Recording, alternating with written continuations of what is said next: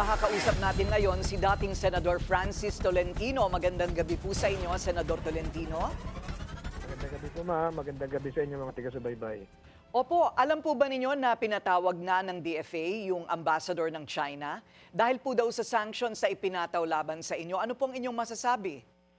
Opo, nag-issue na po ako ng statement kaninang umaga na sinusuportahan ko po yung aksyon ng Department of Foreign Affairs para ipaliwanag sa Communist China na ang ginagawa ko ay sang-ayon sa ating batas, sang-ayon sa isang demokratikong lipunan. Ano po ba eksakto ang sinabi ninyo, Senador, para lang po sa kabatiran ng mga nakikinig sa atin? Ay mahaba po ito. Opo. Si Senator Tolentino po yung unang nagulat nung nilagot yung tali ng ating isang Filipino vessel ng Coast Guard at tayo rin po ay nagulat tungkol doon sa mga drones. Tayo rin po nagulat doon sa espionage ng China. Tayo rin po yung nagulat doon sa naputulan ng daliri na Philippine Navy. Tayo rin po yung gumawa ng mga batas para palakasin yung ating maritime domain, yung Archipelagic Sea Lanes Law at Philippine Maritime Zones Law. So mahaba po ito, taon po ito. Opo. Taon po ito, hindi po ito isang issue lang. So yung atin pong ginawa ay para sa kapakanan ng Pilipinas. So pinagsama-sama nila, pero hindi lamang po naman kayo ang nagsasabi nun.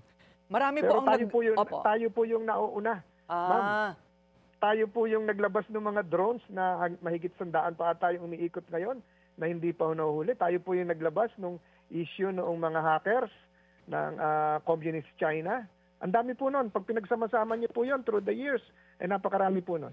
Right. So Yung espionage, tayo rin po yun. Yung 19 na nakakulong ngayon, tayo rin po yung unang nagulat. Marami nagsasabi pero tayo yung lagi nauuna.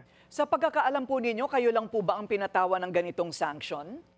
Ako lang po siguro sa buong mundo ang napatawa ng isang sanction ng isang malaking bansa. Usually kasi pag nagsasanction, government to government yan eh. And this Ako lang can po yung only private individual. Opo. So the only remedy is diplomatic talks. Ganun po ba yon? Wala naman pong kaso sa akin na humihingi ako ng remedy eh. Hindi naman po tayo pupunta sa China. Hindi naman po tayo nakikipag-away sa China. Akin po sinusulong ay interes ng Pilipinas. So kayo po'y walang balak makipag-usap naman sa Chinese ambassador at kung magkakaroon ng pagkakataon, ano naman po ang inyong sasabihin?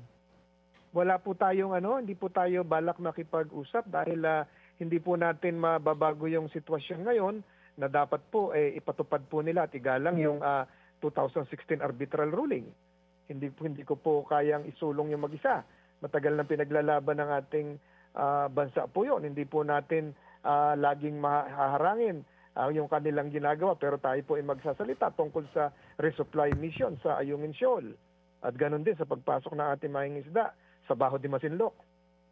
Sa palagay po ba ninyo, Senador, kulang ang aksyon ng ehekutibo laban po sa lahat ng mga infractions na ito?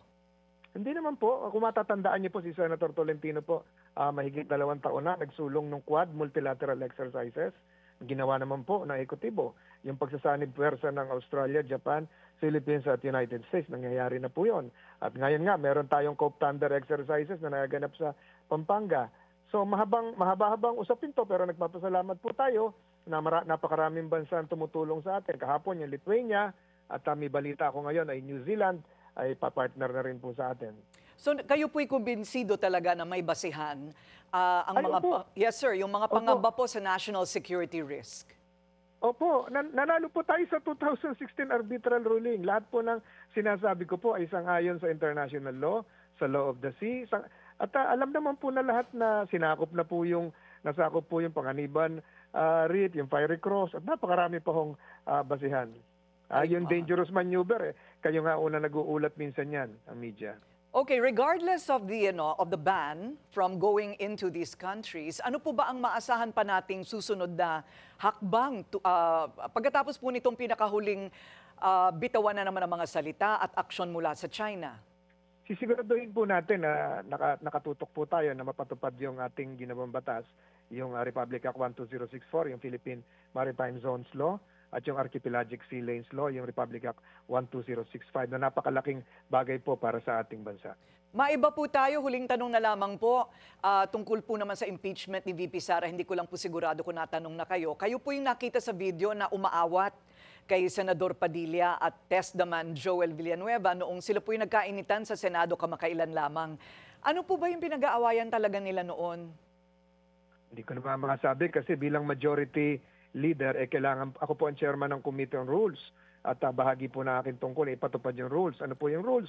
Kailangan po may tamang decorum, lalo na sa plenaryo ng Senado. So yun po yung basihan ng aking pag-aawat. Hindi po dapat makitang nag-aawat yung mga colleagues kong senador dahil bahagi ng aming rules ay magkaroon ng decorum at appropriate conduct sa loob ng plenaryo. At totoo naman pong nagkabati pagkatapos.